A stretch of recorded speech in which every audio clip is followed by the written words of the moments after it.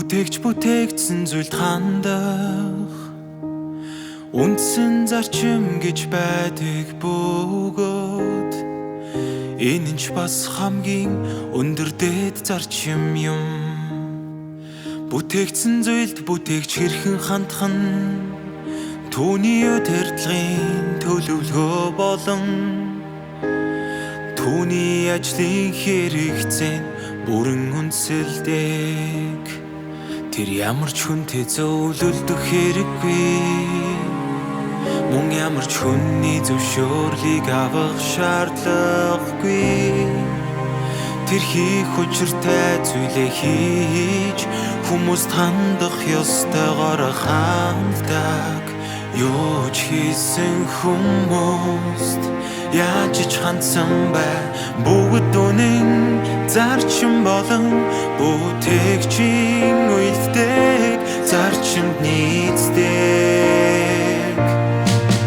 Бүтээгдсэн зүйлсийн хувьд бүтээгчийг л дуулууртай дагах ёстой.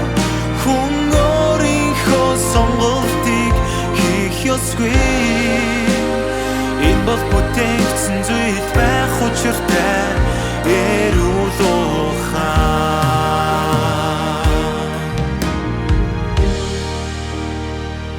Бүтээгч үргэлж бүтээгч байх болно.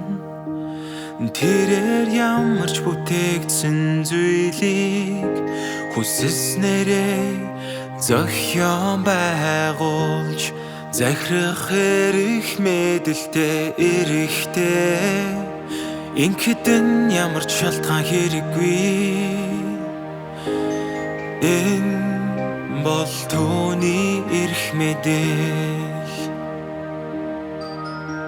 Бүтээгчийн хийж байгаа альва зүйлийн зөв бурууг эсвэл тэр хэрхэн үйлдэх ёстойг бүтээгдсэн зүйл шүүх эрэхгүй, шүүх шаардлагыг чангахгүй.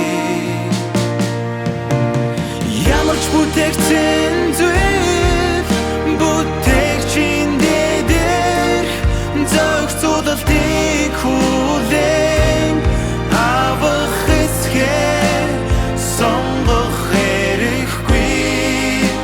Мөн ямар ч бүтээгдсэн зүйл бүтээгч өөрийнх нь хувь заяаг хэрхэн захирч зохицуулах талаар шаардлага тавих эрэхгүй. Энэ бол хамгийн өндөр дэд үнэн. Бүтээгч өөрийн бүтээгдсэн зүйлсэнд юу ч хийлээ гэсэн, яаж ч хийлээ гэсэн бүтээгдсэн хүмүүсийн хийх ёстой цорын ганц зүйл бол бүтээгчийн хийсэн бүхнийг ирж хайж дуулууртай дагаж мэдж авч хүлээн авах явдал юм. Эцсийн дүнд бүтээгч удирдлагын төлөвлөгөөгөө биелүүлж ажлаа гүйцэлдүүлсэн байх болно. Түүний удирдлагын төлөвлөгөө ямар ч садгүй явагдсан байх болно. Харин бүтээгдсэн зүйлс бүтээгчийн дээрх зохицуулалтыг хүлээн авч дуулууртай дагсан тул үнэнийг олж авч бүтээгчийн санаа зорилгыг ойлгон түүний зан чанарыг мэдэж авсан байх болно.